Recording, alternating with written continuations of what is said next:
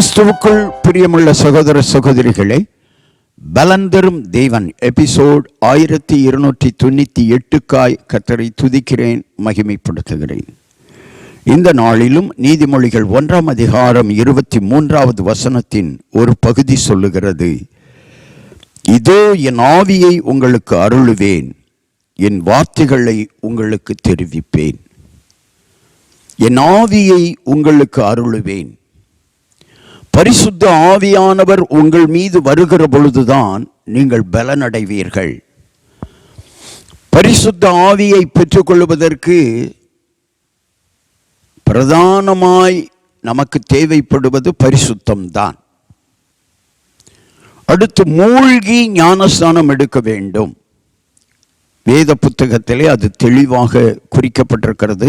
இயேசு கிறிஸ்து மூழ்கி ஞானஸ்நானம் எடுத்தார் யோர்தான் நதியிலே. அடுத்து அவருடைய வார்த்தைகளுக்கு கீழ்ப்படிந்து நடக்க வேண்டும். நஷ்டப்பட்டு நிற்கிறேன், காயப்பட்டு நிற்கிறேன், தொழிலிலே வேதனை தாங்காமல் கண்ணீரோடு நிற்கிற மகனே மகளே, இன்றைக்கு ஆண்டவருடைய வார்த்தை உன்னை தேடி வருகிறது.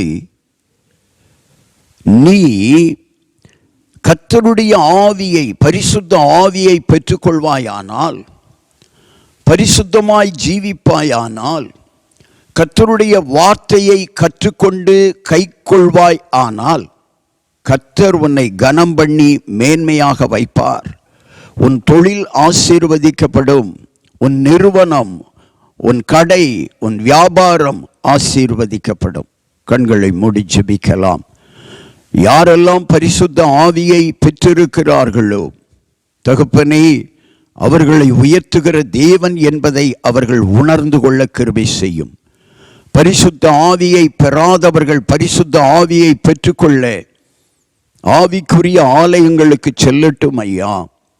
ஆண்டவருடைய கரம் அவர்களை வழிநடத்தட்டும், வழிநடத்தட்டும், வழிநடத்தட்டும். தகப்பனே, வார்த்தைகள், தேவனுடைய வார்த்தைகள் வெள்ளியை காட்டிலும் பொன்னை காட்டிலும் புடமிட்டதாய் இருப்பதினாலே வார்த்தைகளை கற்றுக்கொண்டு அவைகளை கை கொண்டு நடக்க கிருபை செய்வீராக.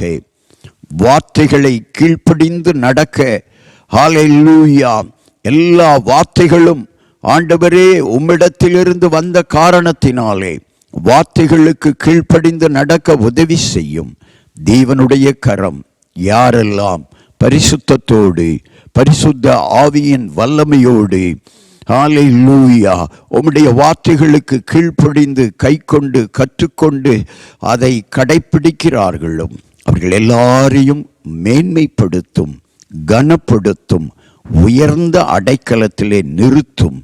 நஷ்டப்படுகிற இடங்கள் லாப நோக்குள்ள இடங்களாய் மாறட்டும். நஷ்டங்கள் எல்லாம் லாபங்களாய் மாறட்டும். தோல்விகள் எல்லாம் ஜெயமாய் மாறட்டும். இயேசுவின் நாமத்தில் ஜெபிக்கிறேன் பிதாவே, ஆமென்.